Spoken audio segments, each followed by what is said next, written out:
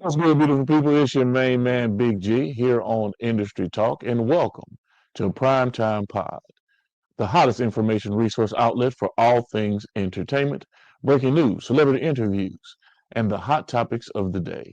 Make sure to like, subscribe, and follow us on all social media platforms, our Facebook, Instagram, TikTok, Snapchat, you name it, we're on it. Just Google us. Boss Talk Podcast 101 Primetime. Okay. Do shit. Prime time five. Make sure you check it How? Why the fuck you think he missing? He say that. And Centerville, a whole lot.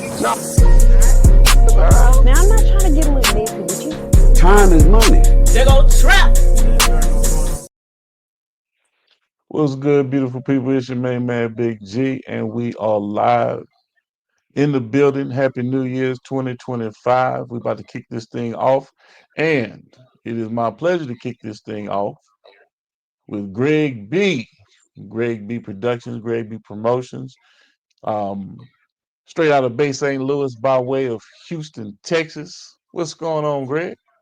Oh man, just out here doing what I do, baby. Just trying to make it work. Okay.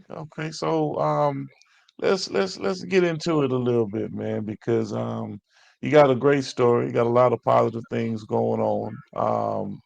And let's get a little bit of background about Greg B, Gregory Barabino, who you are and where you're from. Talk to me.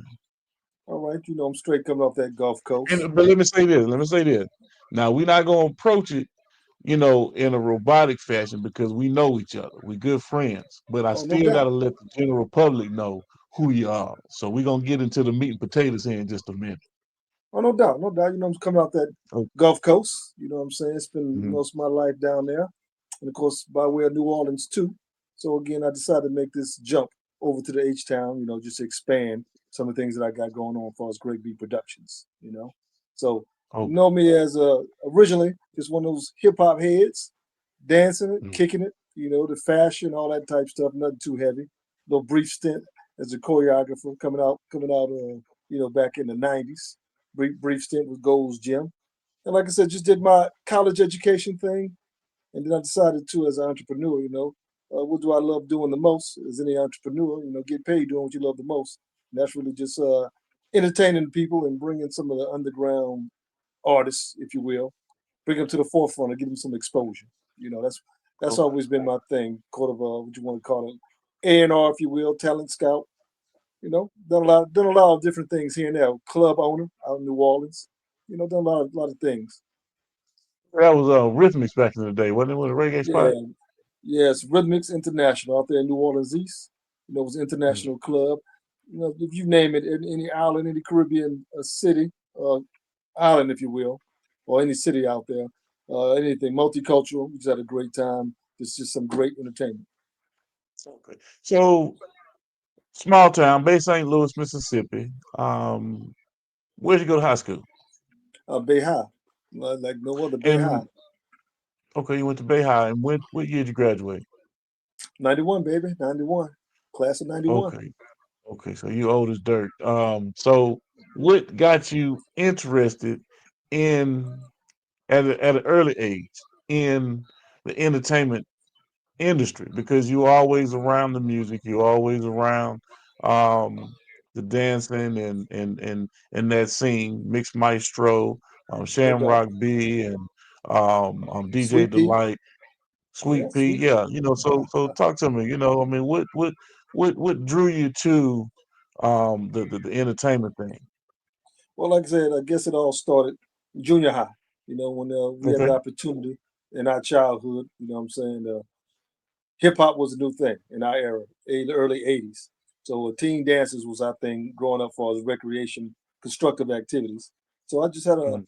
a natural affinity to the music. What I'm saying? It's very Right. educational, informative, and entertaining. And I guess I had my way on the dance floor. A lot of people know me from my childhood as one of the dancers in the community, on that hip hop Okay. tip. Um, so that was the biggest thing, man. Just loving the music, loving the culture. And of course, we were there when it was born. What I'm saying? Uh, formative years as hip hop was developing. We was get the new Right. tracks, the new music, the new dance, the new clothes, the new lingo. It was just getting Right. caught up in the culture. The fun Okay. part of it, as I would say, Yeah. edutainment. So you had the Bobby Brown era, you had the Uh oh, Prince era. uh You oh. know, you No doubt. No, it why you bringing up old stuff? always seemed like there was some competition brewing between you and Brad Fredericks. Yeah. You know what Hey, I'm saying? we don't speak on his name. We don't speak on his name. Well, I mean, Shamrock B had the moves now. He had the Gumby. He had the, it was, Facts. it was the bottom. You know what I'm saying? Doing Yeah. their thing, and the Yeah. Motlison was doing his thing. So Shout out to Planet D. ain't that something? But it seemed like Shamrock B was the crowd favorite. What happened? I mean, what I'm saying, it was his side of town, basically, you know what I'm saying? But again, I travel the United States and I was knocking it out. So again, the home court advantage sometimes might get you, but when it comes to really putting it down, come on. Right, right. Everybody know who the champion is. Okay, good stuff, man. But look, Shout um, out to my nemesis, Shamrock. Sandrock B. In all seriousness, though, man, you put on some really good groundwork in the Bay St. Louis area. You were the NAACP president for a stint. Facts. You messed around after you got your bachelor's, you got your doctrines, and you started doing some real heavy duty work with the kids in the area. Talk to us in Bay St. Louis specifically. So talk Yeah, to us yeah. about the book program that you had and the initiatives that you were taking in Bay St. Louis. Give us a little background about some of those things. All right. Well, basically, it started out that NAACP president, of course, small organization at the time, recovering from the setbacks that you had back with Hurricane Katrina. So in the rebuilding process. So Hmm. fortunately, during my presidency, I was able to get us back to established uh, organization, and from there, of course, our community had a lot of elders. Establish you mean with an active charter? Yeah, active charter, getting it back up to Okay. what's the word I'm looking for? Getting it back up to legal status, if you will, being Okay. recognized, so we Right. could vote, participate, have all full rights. You know what I'm saying? To be an organization. So yeah, I was instrumental in getting that back up to par the first Mm-hmm. time when I became president. And of course, you had your legal issues that you want to deal with, but they also had the community aspect. And from back in the day when I came from grad school, me and you started some community initiatives, together. You know, we started out with the block parties and things of that, which was an extension of how we grew up. We used the Right. hip hop in the parks and things of that nature. We were very limited resources down there, and we did that to pretty much promote and advertise um, things that we had going on in the community. And I guess by the time we started doing it, uh, it was for community projects to keep the kids, give them something constructive like what we had. Things change. Before Right. everybody had access, before the internet and everybody got mobile. It's going back to before those days got advanced. Uh, I use that music, that social interaction, that event concept to kind of market the NAACP, make it more visible to the community, but staying within the integrity of the organization. You know, Mhm. Mhm. So talk to me about your book program. my book program. Oh yeah, again, you know how that started with a poster board, just nailing it to a tree. Started off with what I call the learning tree. So I promoted Hmm. literacy because, of course, we know nationally we have an education gap.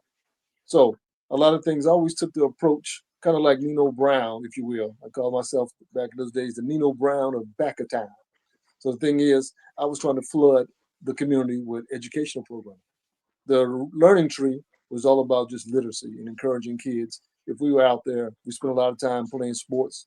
A lot of time, again, if it was focused on music and hip hop, but I wanted to change the culture for us, focus on the literacy, because the literacy again would open up a whole lot more doors for the big picture. You know what I'm saying? You got to have your academics, and you also can have your recreation, but we don't want to overemphasize one. It's holistic. Want you to have the mind, body, and soul experience. You know what I'm saying? Positive situations. That was my first initiative, the Learning Tree, bringing books out to the areas where we were having other activities going on, having a little section, uh, basically promoting literacy, trying to address that education gap. Because if there's nothing wrong with a child mentally, biologically, and he got the same emphasis on education as the other communities, we should have similar outcomes. So we had to try to go down, dig deep into that situation, see why we're not getting the test scores that we should be able to get if we are just as intelligent. And So it you're kind of saying boiled. that you can't blame it on the environment? No, you can't blame it on the environment. You got to blame it somewhat upon the Mhm. culture. You got to Okay. blame it on the place that we're putting our emphasis on. And of course, you had to peel that back a few layers. And that's how I came up with the civil rap movement. Civil Mhm. rap movement was another educational program, which was going to end up as a book, of course. And it, again, taking the approach that I learned from Dr. Kimbrough, was more of a motivational book. Now, that book took hip hop and it took the civil rights era or anybody that's unsung in the Black community, tying it together, but I was using hip hop. For example, I'll tell you how that originated. I was listening to Talib Kweli, and one line, if I get the line right, I was actually in Arkansas. When I evacuated Arkansas, I was there. And again, I was getting disenchanted with the music that they were putting out on the radio and seeing the impact that it had on young people's lives. So again, we're back in that stage right now. But there's one line, and these images always just pop in my head. I need to really get into graphics, but the line was, and I might not get it exactly right, but the gist of it was, don't want to change your ways, don't want to lead you off your path. You're trying to change the world. Excuse me while I laugh. So the image that popped in my head just listening to that line was Martin Luther King and Malcolm X shaking hands. That always stuck with me when I heard that line. So just immediately popped in my head, and I thought about it. Both of them had different paths, different philosophies on how to get what's the word I'm looking for? How to get To the liberation. end goal, right? Yeah, liberation, if you will. So Mhm. that's how the hip hop resonated with me. Of course, coming from where we come from, when we were growing up, we had a lot of influence from New York originally. Like I said, when we were in our early teens, 12, 13, 14, a lot of hip hop. And if you know a lot of the KRS-Ones, the Eric B. and Rakim, things of that nature, there was a lot of knowledge. I wasn't getting that in high school. I wasn't getting that in my high school class. I was getting a glimpse of some of the Marcus Garveys, some, you know what I'm saying, some of the Malcolm X. Of course, they had the big movie Right. while we were like 16, You got to 17 think years about old. you got to think about where we're coming from too. I mean, we said Bay St. Louis, but we didn't say Bay St. Louis, Mississippi, Yeah, the South, the deep the South. South, No more deep. the deep Yeah, South, the deepest part of one South more that you'll step and ever you're in the see. water. Yeah, one more Right. step, you don't get no deeper than where we at, you know? That's right. So again, that's how the civil rap movement came to put some consciousness back into children. Uh, as we dealt with the George Floyds and the Mike Browns and all that type of stuff, still Yeah. looking at why am I sitting here try to bring somebody to the conscious level that I'm on? Because like I said, my path started back in the 88, 89 with hip hop before I went to HBCU, you know what I'm saying, J State and Southern University, and taking those classes, seeing all those Black individuals on every level, from the president, the teachers, the The peers, whole administration, everybody, everything across the board. Right. every title that was there was a Black representative. So of course, Yes. I come back with all that. And again, I know how much it benefited me when you had to come against, racism. We're not going to act like racism didn't exist. I mean, it was very profound.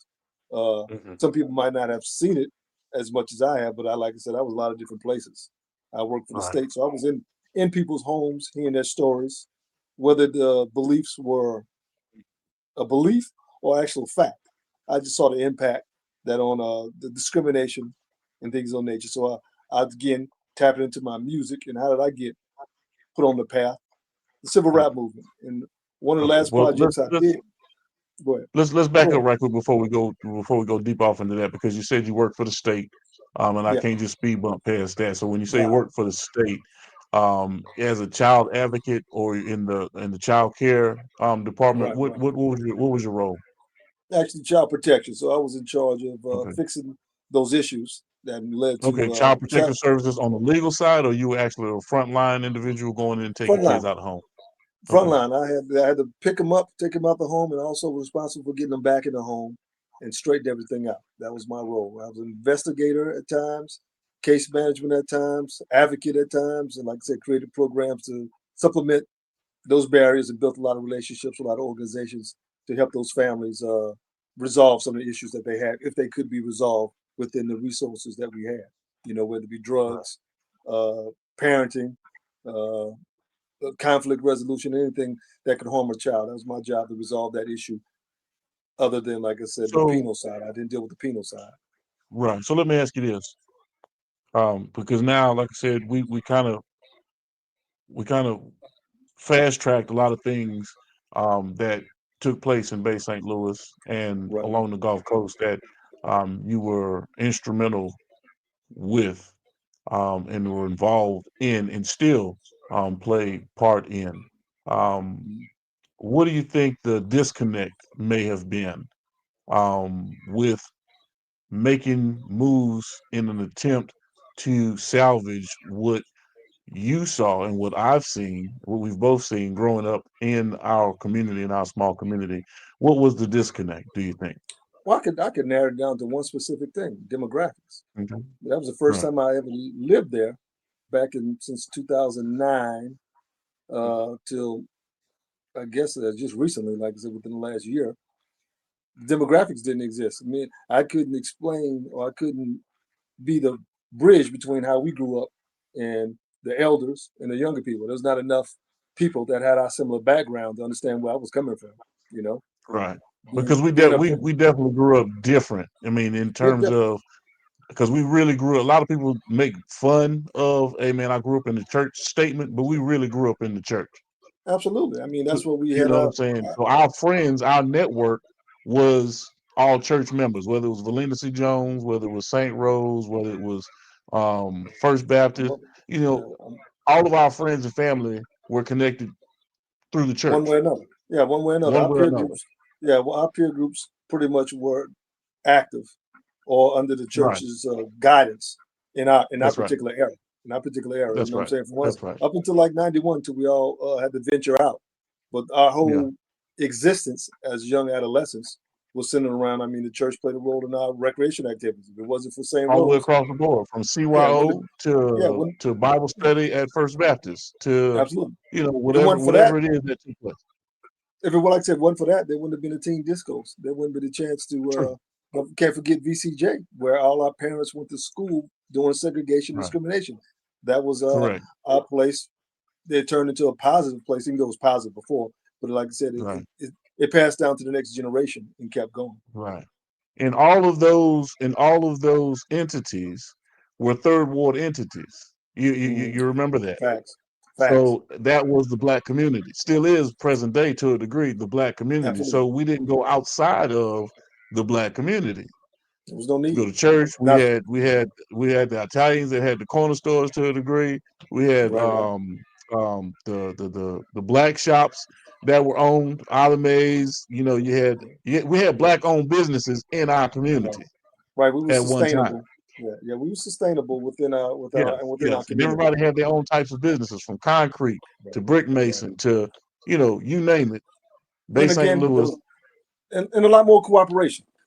Again, Yeah. part of that is you had to deal with each other because you couldn't move outside the community back in the worst days. Our parents and of course our grandparents. At those Right. times, they were regulated, even though it was a little more laxed. It wasn't as Right. severe, but you Right. did, like I said, it did have its impact on the Yeah. trajectory of certain aspects. Okay. So I'm still trying to see what that disconnect is, because our neighborhood from Waveland to Bay St. Louis, and we hadn't even crossed the bridge into Pass Christian yet, because we still had a really good relationship with DeLille and Pass Christian. I was like family, just crossing over the bridge. Facts. But at the same time, what was the disconnect? Because is it generationally? That was Is it definitely because we're detached from what the young kids are doing today? Because you made a valiant effort to stay involved in these kids' lives to help them develop and grow when there was really nothing for them in community. We had the Boys and Girls Club, and outside of that, you know, you had some offshoot organizations that were trying to or attempted to do some things, right. but nothing consistent enough to whereas you had mentorship programs, reading programs, you know, home economic programs, things outside of the school curriculum that help uplift these kids on a regular, consistent, day-to-day basis. So Well, what's that disconnect, or what did you see that disconnect was, being that you were a frontliner? You dealt with yeah. families that Well, were well, dealing with drugs. You dealt with families that were impoverished. Talk to me. all right. Well, like I said, my biggest thing again, I go back to demographics.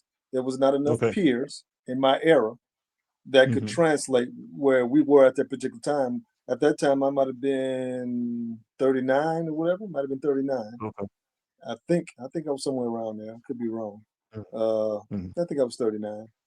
And again, you had the elders who raised us, and like I said, who provided those opportunities for us to explore Mhm. whatever we wanted to do with our lives. A support Right. system that was missing after Hurricane Katrina. A lot of the Yeah. people that was our age, literally, it wasn't big numbers, but like I said, we didn't have a big community either. So I'm saying a lot of those people were exported outside the community. So a lot of things I was Right. talking about were really a product of us growing up. There wasn't enough manpower, literally, not enough manpower. Everybody might have agreed with what I was doing, but they didn't have the experience, and they didn't. Again, I went to school for this: psychology, social work, things of that nature. I mean, there's a science to this. It wasn't just I just used a more social event way to advertise, through Mm. events. But then it was just multifaceted, and I was just all over the place. Like I said, from a reading program to basketball tournaments and educational programs, Kwanzaa and everything. It was Yeah. just you needed more manpower, you needed more Okay. support. And basically, Okay. like I said, me working through the community, I saw every aspect of the community, work with all the families. Just not enough manpower and resources. Okay. So let's leapfrog into some things right quick, because you're an A&R rep right now. You're working with Right, artists. You're doing artist development. You're booking shows with guys. You also have your mentorship program. right, And I want you to make mention to the ministry that you're working with right now out there in Houston. Give us right, a little background on that. But talk to me about that transition that you made, because you're always in the entertainment field. right. Talk to me a little bit about, what intrigued you and what inspired you to get really deep off into promoting and booking artists, and especially right now since you're out there in Houston, and that's almost like Mhm. the mecca of the music industry in the South right now. Dallas in general, to a Right, degree, Dallas, Louisiana, they for some odd reason they skip over Mississippi and you go straight to Georgia, Atlanta. But we're trying to change that whole sphere of right, what's going on, because they got some talented artists that are coming out of Mississippi. We'll make mention to that in a minute. But please give me a right. little background on what inspired you to jump off into it real heavy as you are right now. Well, like I said, out here in Houston, again, it goes back to demographics and opportunities.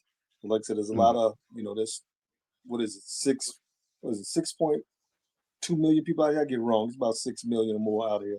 So I mean, the Okay. opportunity is unlimited. Far as depends on how much money you want to make. But there's a possibility. If you do it right, the numbers are here no matter what. 7 days a week. You're not regulated to Friday, Saturday, barely Sunday down there in Mississippi. I mean, the clock never stops going around here. A lot more talented Mm. people, a lot more venues, just a lot more factors that will help you be successful being in a major city. Just a lot more resources. And again, Mhm. I got artists I'm dealing with in New Orleans. I got artists that I'm dealing with in Mississippi. But I'd have to be in this area right here to accomplish some of those things. 'Cause like I said, Mhm. in some of those places, it is really locked into what you can do. I mean, Yeah. it's a waste of money to do all the things that you got to do to get minimal results down there Okay. in more of Well, let me Louisiana. say this. Let me cut you off right quick, because I ain't gonna let you just trample over my state like that. You never I have. do You never understand that have. we have limited resources and all that other kind of stuff, but Mississippi is the shit, nigga. I don't give a damn what nobody say. Hey, Let it me just it say that is. right quick. Hey, let me tell you this. Let me It, just it, say it that right is. quick. Hey, it is, and that's why I put in so much work. But you got to understand one thing. Yeah, I'll never yeah, understand to the end of this yeah. day. If somebody had never heard this, I'll never understand it to this day. How everybody Hmm. can come to Mississippi, get Right. inspired, soak up the culture, but local acts are never heard.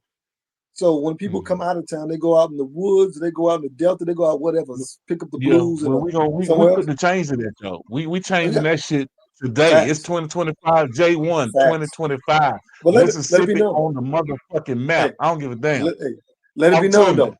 I'm saying let it be Oh known yeah, though. Let yeah. it be known though. I think the missing factor is whether it's the artist got caught up in the situation, that's part of the problem too. But at the end of the Right. day, ain't no way in the world I can't be in my community as a black artist, music, hmm painting, anything, and I don't Yeah. have an outlet to be locally heard or Let me locally say this, 'cause showcased. I'm not even playing devil's advocate. I'm not even gonna play Go devil's for it. advocate with this one. Go ahead. Your shit gotta be good. I ain't saying that. Let's Believe me. let's just Hey, be honest. no. I'm being honest with you. If No, your shit ain't good as an artist, man, miss me with that. I ain't about to well, buy check that this out. bullshit. No, check this out though. What I'm saying is, as a person that travel, I ain't saying every single person. I'm saying this whether like I said, could be again older artists. You know, they got issues, they got family, got things, whatever it is. You know what I'm saying? Yeah. And Yeah. part of that goes, all that stuff that goes into the social graphics or psychographics, if you will. A lot of artists, they old families, this and that. Great, but they don't have the time or the resources. That's where a person like myself comes in there. I see the talent for what it is. You focus on your talent, and I take care of bringing the two together. Well, like I said, but it does come on the community. It does come on some of the club. I mean, everything's money. Don't get me wrong. You pay somebody whatever they want. You can do anything, but it doesn't have that same vibe if you don't have the culture. And I know some great artists. I'm actually, like I said, bringing them out here, bringing a DJ out here from Arkansas. He already did a festival for me in Natchez that I do annually. The CBD festival, I do that annually down there in Biloxi. And like I said, a lot of talent. But again, it may be, everybody's probably got to deal with it. The mainstream, if you don't have a million streams, you don't have something. We still need that organic people that are very, very talented. Not they shouldn't be limited to some algorithm. They should be able to still sell out venues, but they got to do the work. And a lot of things that I see, a lot of artists don't do the work. But I'm not an artist. I don't know how much it takes to be an artist. That's the bottom line. People don't want to put in their work. And when I say put in their work, that means you have to get out there and sell merchandise because it's what 5% talent. The rest 95 is work. It's really hard work. Getting out there, figuring out different marketing strategies, branding strategies, promoting your product, which is yourself, and getting yourself out to the public and having them interested in booking you for shows or actually wanting to buy your merchandise to support your effort. It doesn't take everyone on the planet to support you. It only takes a few. You know what I'm saying? No more than 500 to 1,000 fans, hardcore fans, could support your career. I mean, that you could really literally make over $100,000 a year off of just 1,000 hardcore fans that really support your efforts. But people don't think about it that way. They think about trying to go viral as opposed to how can I make money in the industry, right? So I'm gonna just give you this one. This is a given.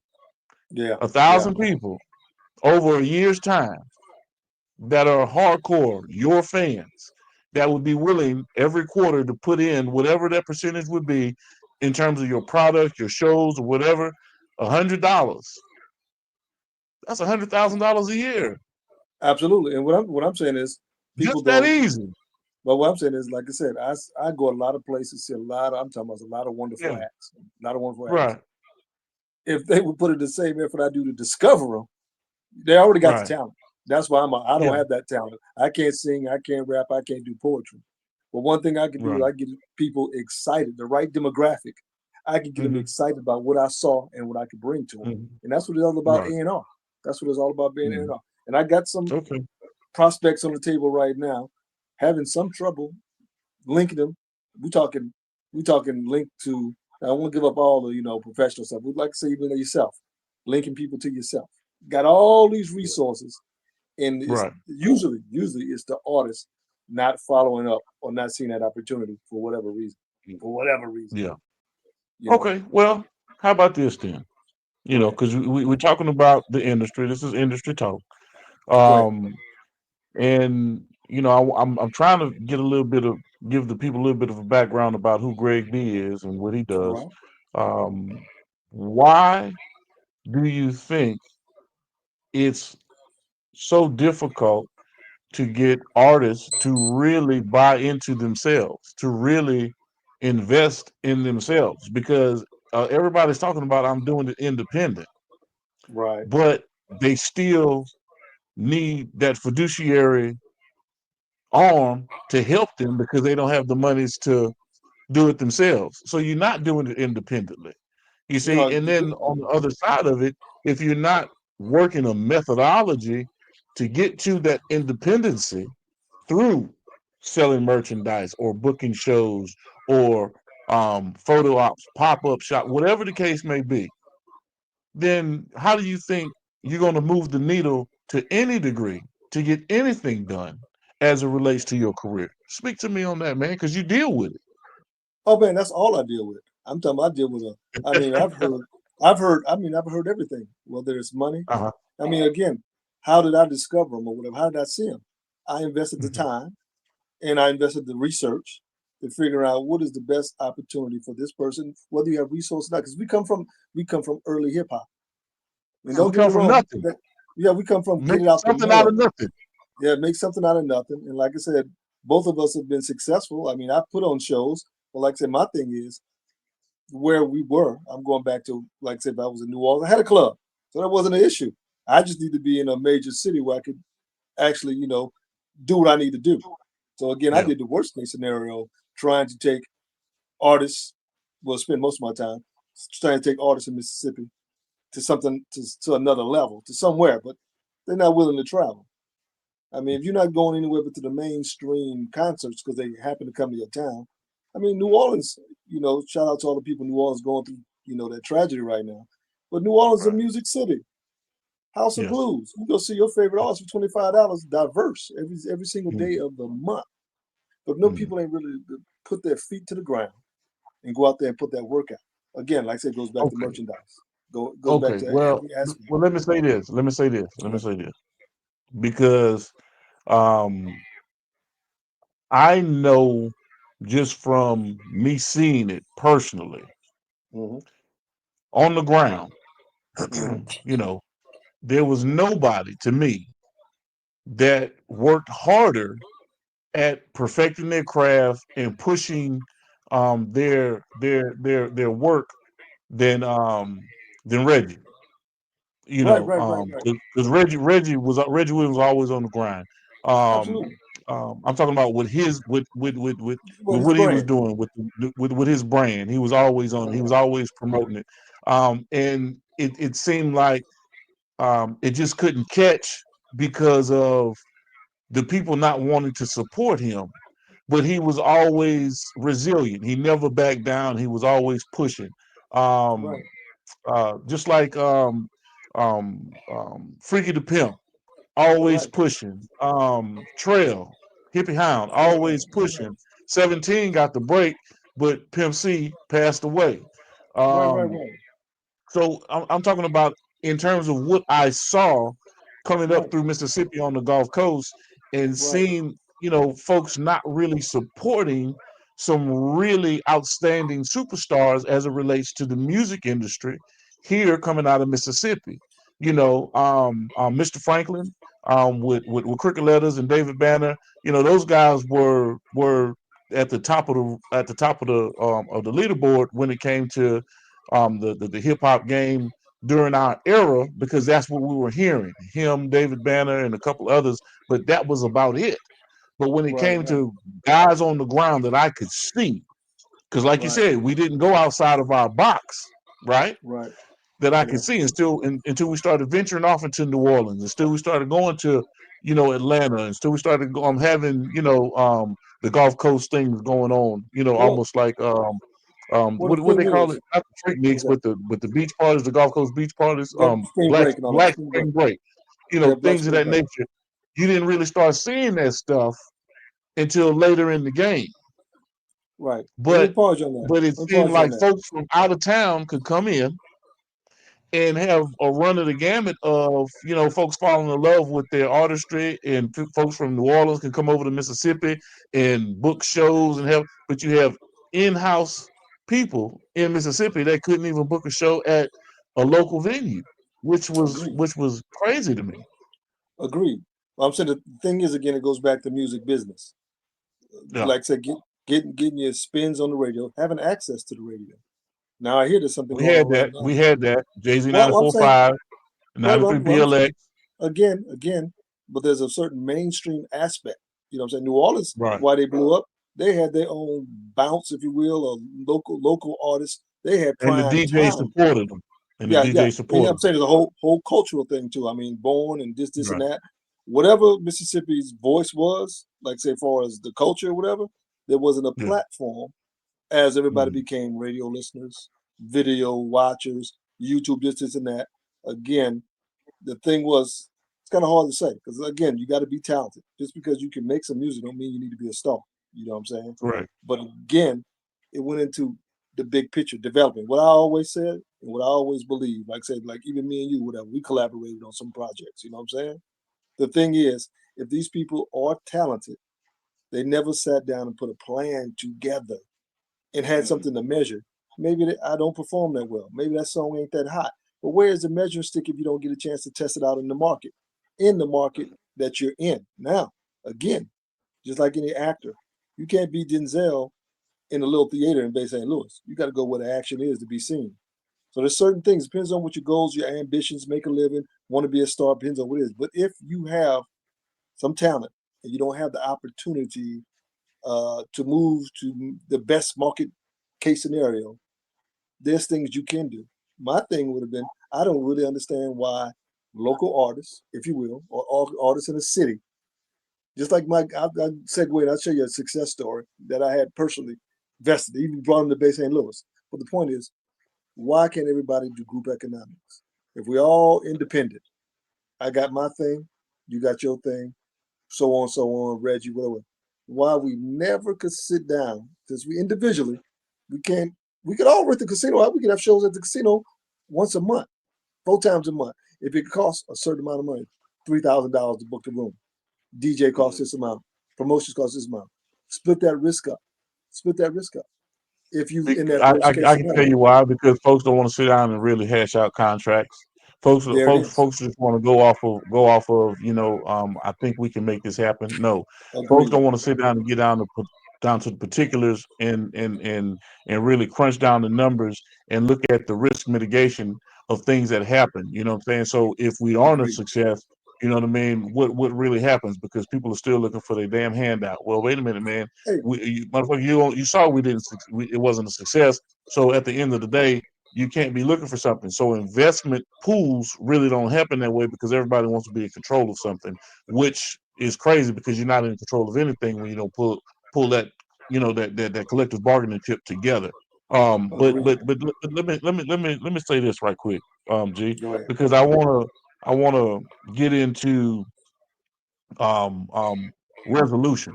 Okay, gotcha. We can sit there and hammer down the problems and everything, but I want Yeah, to get to definitely some stay solution resolution. based. Yeah, Right, solution solution based. I've based. always been solution based. What is it that we need to do? What steps do we need to take to really wake folks up to get an understanding of collectively, because you tapped into it, whether it be financial, whether it be in-kind contribution, whether it be a group of individuals saying, "Hey, man, as a unit, we can do this and produce this type of work," whether it be shows, whether it be recordings, whatever the case may be, building a catalog, building a true brand, a record label that's going to actually sustain over time. You know, what's the solution to Mississippi's issue? I'm not worried about the rest of the world, right? Right. Because I'm all about Mississippi. What's All right. the solution? And but before you answer, let me say this. Because we say, Mississippi, small town, this, that, and the other. Look, man, um, you're seeing me on this podcast right now, and Mm-hmm. everything around me looks like it's Hollywood, right? Right. And people can set this shit up in their homes. So based Absolutely. on technological advances and the whole 9 yards, there really are no excuses, because you could become a millionaire overnight with your cell phone in present Absolutely. day, right? Absolutely. So it's just a matter of the consistency of what you're doing, and putting yourself in a position to be able to do that. So before I go any further, I got to give big shouts out to my brother CEO Steph, out there in Dallas, Texas, with Boss Talk Podcast 101, Boss Talk Podcast Primetime Pods. Industry Talk. And look, man, independently owned, independently grown. Boss Talk has over 270 plus thousand subscribers.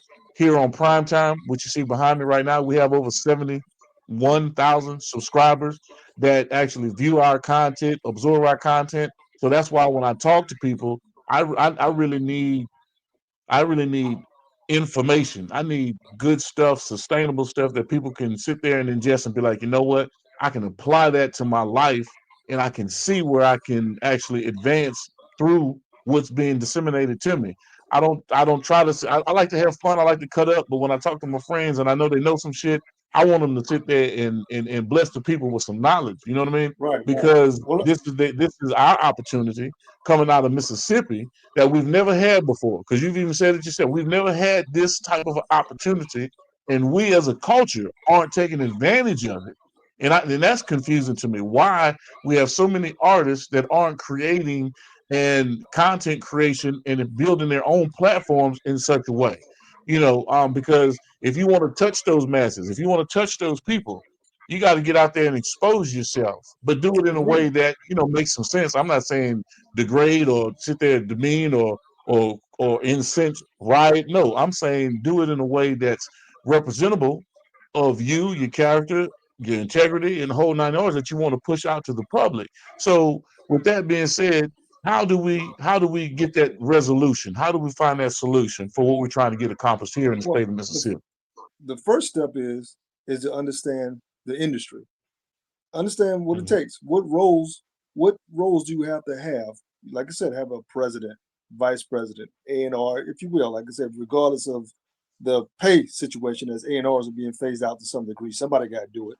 Basically, the new A&Rs are also the executives. You know what I'm saying? They're not breaking it down and having a separate A&R sometimes. They kind of eliminate that situation because they, just like the advent of the internet, where some things are not as needed as much, or the business model don't work anymore. First of all, you need to find your business model. Then you need to find what entities are you missing. Like me, like I say, I'm not the best DJ in the world, but I know how to rock a party. I'm not the best MC in the world, but I know how to host some events. I know how to get some marketing done. There's certain things that I can do that I can't do at all. I can be great at a few things or mediocre at a whole lot. So the thing is, you got to sit down and have real business meetings with real people. Just like when you're watching a movie or you see how a movie's done, people got to walk in with, this is my video project, this is my business plan. You got to, like I said, know the numbers, the expenses. How much can you do that's not going to cost you money? It don't cost anything to share on social media. All right, you got to get your social media game out. You got to have content. Another thing you got to do, you got to have your network. At some point, they got to be working to push you. You got to, brother, on my page, unfortunately, I'm kind of locked out right now. So that's kind of messing up some of the things I got in the future. But that's another story. But at some point, if your network is not sharing or whatever, you got to get another network. It don't cost anybody a penny to hit that share button and share somebody. Like I said, if you're associated with them, you're doing business with some people, it doesn't cost a thing to share people and see if you can help them generate a buzz or give people opportunity to see some great projects. You know what I'm saying? But you got to sit down and treat this thing just like you treat another job. You got to treat your music business just like another job or another career. You got to put in the work. You got to sit down and do the things that make every other artist successful. Like I said, if you got a podcast, you got to do what you got to do. To beat podcast, you got to get some viewers. How did you get subscribers?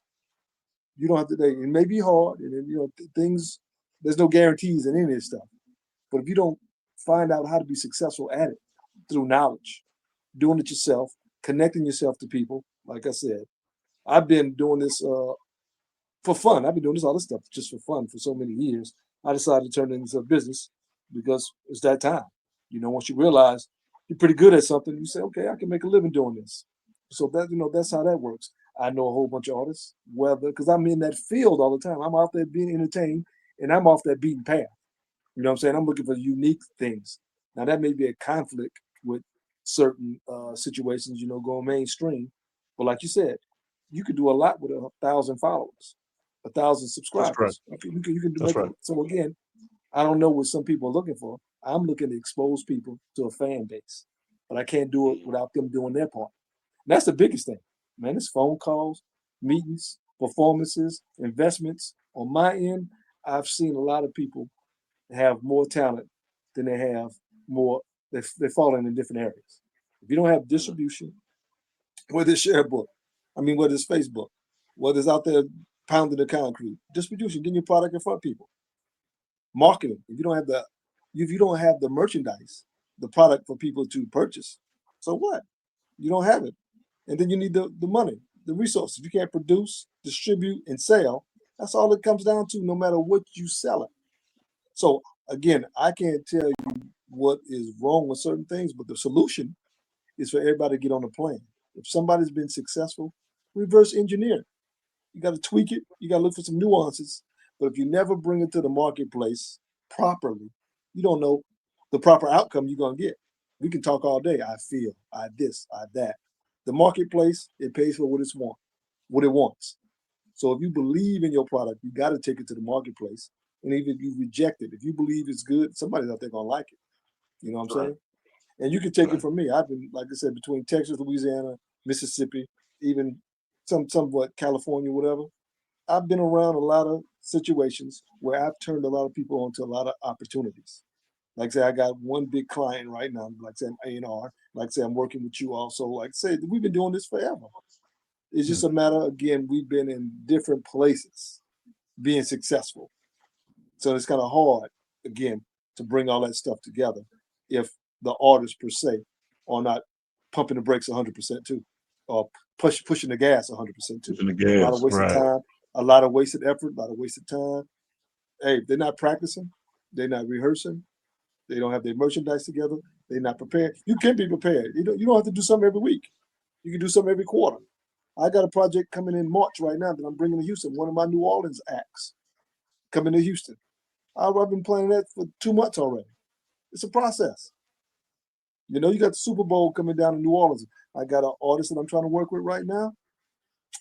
I'm not getting the phone calls to set up the meeting with the investors like I kind of planned. You know what I mean? Those opportunities not going to come around like that between Super Bowl, Mardi Gras, Essence Fest. Great storyline, but hey, it is what it is. That's me. And then South by Southwest is coming up too. Of course, right there. All that. Yeah. And I got somebody willing as an A&R. I got a company that has faith in me to bring them the artists. Hey, it is what it is on the artist tip. I can't control that factor. But I can tell you I got more opportunities than a little bit, But I can't just give you money. I can't say because I think you're great. Take this money and do what you want to do with it. I don't have no rehearsal. We're not on the phone all the time taking care of business. I can't just throw money at you,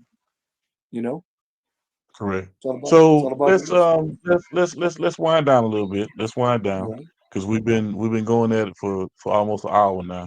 All right. And good conversation always seems to do that.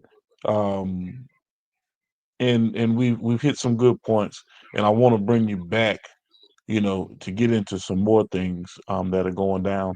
But let's give a little bit of an inspiration, some advice, right quick, because we watched each other grow up, from before the Sandbox. Weird shit. It was from the Pampers, basically. So, Right. what would you tell, or what could you tell? Let's see. When did you get caught sneaking through my window? How old? I can tell you. Whoo. What You up? didn't want to go home after that party. You didn't want to go home after that. Allegedly.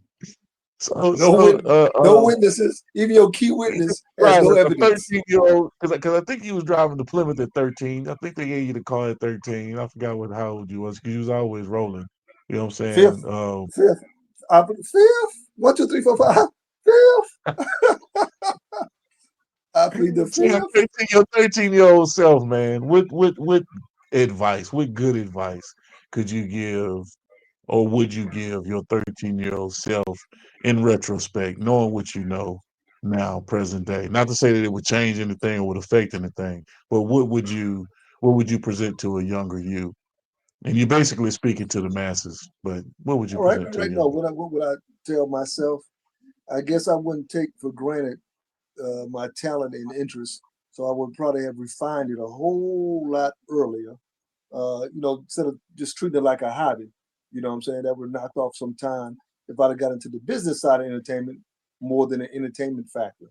Like I said, because again, I drew a lot of attention and met a lot of people all over the United States, Puerto Rico, New York, California, just everywhere. And I got the same response, but I never had anything to follow up. It could have just been Greg B dancing t-shirts. That could have been my thing. Like I said, I had the opportunity to be a choreographer. Those things I won't say I took for granted.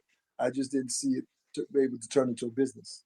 And that's all. I definitely would have decreased some of the trial and error had I thought about this as a business more than something I just enjoy doing all the time. I mean, that's why I don't really trip about the money or whatever, because this is what I love doing.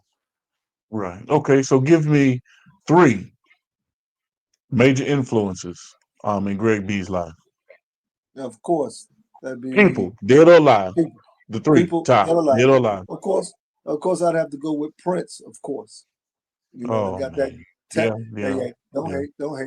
I have to vouch for that. Yes, I have to Facts. agree because you know what I'm saying. If it wasn't Prince, it wasn't nothing. I understand. Facts. I can't even understand how they got a music industry with him going.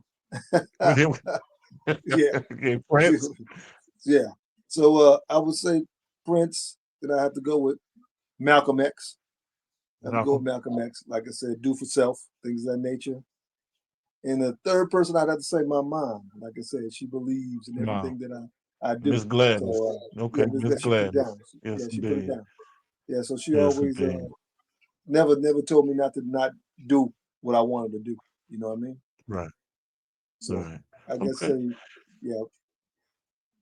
That's a good list, man. That's a good list. I mean, I wouldn't put Prince on my list. I mean, that's you. You know what I'm saying? Although I appreciate Prince, I love his artistry, love the music, but he wouldn't be on my list. The creativity, like you said, again, I was repping Prince when Prince wasn't fashionable. I know, but Prince was so diverse. I mean, everything he could do it all, play every instrument. I mean, he could sing, dance. I mean, he was the consummate professional when it came to entertainment. But again, long as he you definitely know, executed. I'm saying, being long as you know me, like I said, the work ethic and the individuality. I've never been one to be a follower. I always been, I guess, I'd say not to my own horn. I would say you could, soundboard. You could say I've always done the things that I thought of. Right. And that could have been like dancing. I've done my own dances, done my own thing. It was just creativity. Right. So I like the creativity and the willingness to stick with it no matter what, because there's always somebody out there that enjoys what you're doing. You just can't get stuck. Well, before you get off this thing, you gotta agree to another episode with me, man.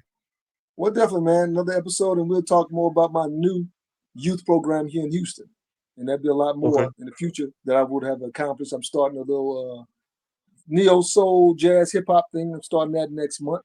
At his little lounge, a little cigar lounge with some wine and some great conversation, even some poetry. So I got my hands in a lot of things, Good stuff. And Good stuff. Of course, I'm still we're gonna make that happen, man. We're gonna make that happen. We're gonna get into it. All right. All right, man. Appreciate you. All right, I appreciate you, man. It's another great episode of Industry Talk here on Primetime Pride with my main man Greg B. Positive Black Image. Give us a rundown right quick. All right, real quick run down. That's my clothing line, Positive Black Image Clothing.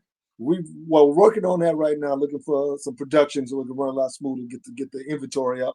And basically, that's just changing the narrative after all the things that we deal with as Black men, Black people.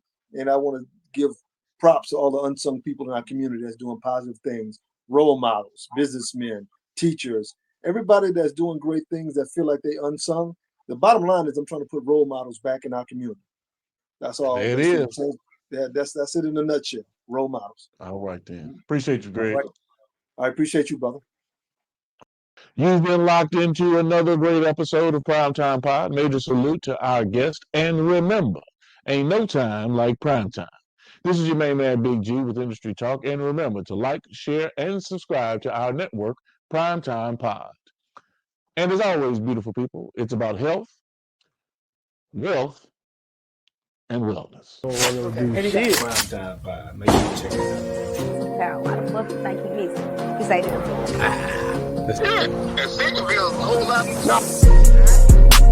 Now I'm not trying to get a little messy with you. Time is money.